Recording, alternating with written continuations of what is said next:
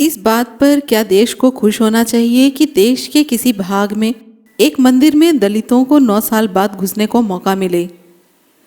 या फिर दलित को क्या इस बात का जश्न मनाना चाहिए कि एक अन्य प्रमुख मंदिर में 1 साल में पहली बार दलितों को अंदर पैर रखने का मौका मिला? देश के सैकड़ों मंदिरों में दलितों का प्रवेश अब भी वर्जित है। जय भीम, नमो बुद्धाय।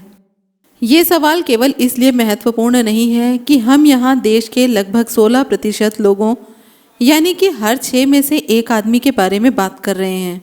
इस सवाल का महत्व इसलिए भी है क्योंकि यह बात नए समाज के निर्माण से सीधी जुड़ी हुई है।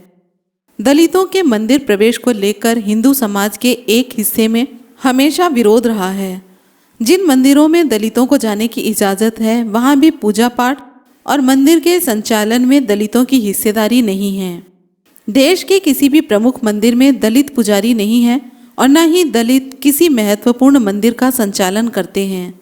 मंदिरों से जुड़ी अर्थव्यवस्था पर उस इलाके के प्रभुत्वशाली लोगों और जाति समूहों का नियंत्रण होता है।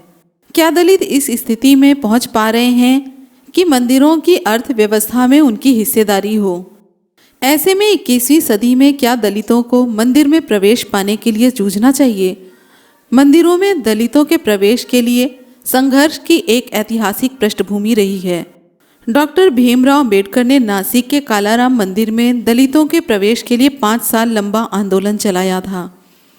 हालांकि वह आंदोलन कामयाब रहा, लेकिन मंदिर प्रवेश को लेकर सवर्ण हिंदू समाज की उग्र प्रतिक्रिया ने दलित मानस में काफ़ी कड़वाहट पैदा कर दी।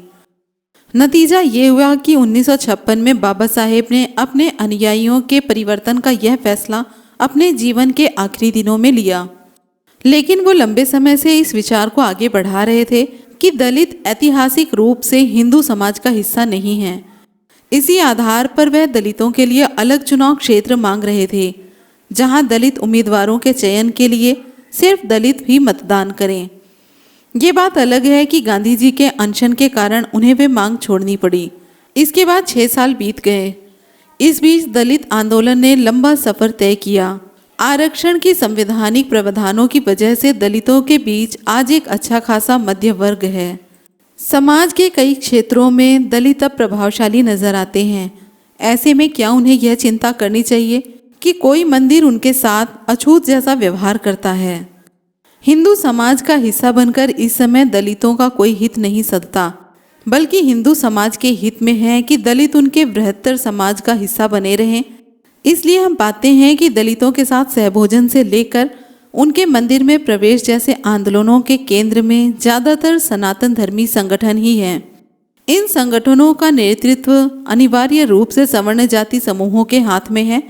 दलितों को सामने रखकर मंदिर व्यवस्था को मजबूत किया जा रहा है, जिसके संचालन में दलित दूर दूर तक कहीं भी नहीं है।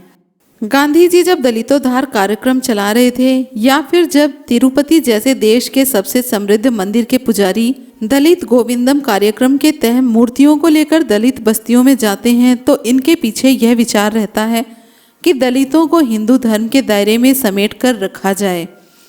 लेकिन इसमें दलितों का क्या हित है, ये सोचना जरूरी है। बाबा साहेब डॉक्टर भीमराव अंबेडकर ने बेशक इस विचार को खारिज कर दिया, लेकिन दलितों का सबसे बड़ा तबका अब भी मंदिरों में ही मुक्ति का मार्ग तलाश कर रहा है। इसलिए दलितों के मंदिर प्रवेश को लेकर आंदोलनों की गुंजाइश बनी हुई है।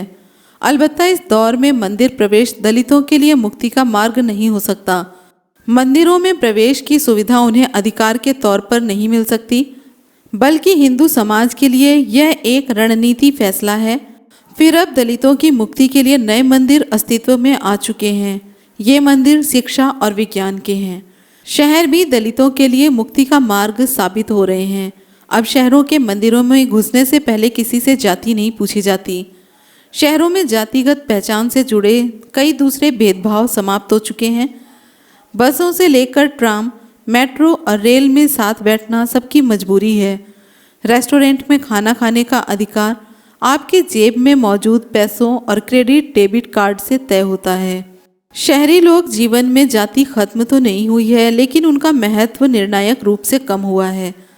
ऐसे में गांवों के दलितों के लिए बेहतर है कि वे मंदिरों में घुसने का अधिकार में अपनी ऊर्जा खत्म करने की जगह शहरों की ओर भागें और नॉलेज इकोनॉमी में अपनी जगह बनानी है तो शिक्षा को लेकर अपने और परिवार में पागलपन पैदा करें। दलितों को अब मंदिरों में नहीं, स्कूलों में मुक्ति मिलेगी। नई टेक्नोलॉजी के दौर में ऐसी ही शिक्षा प्राप्त करें व व्यवसायी बने।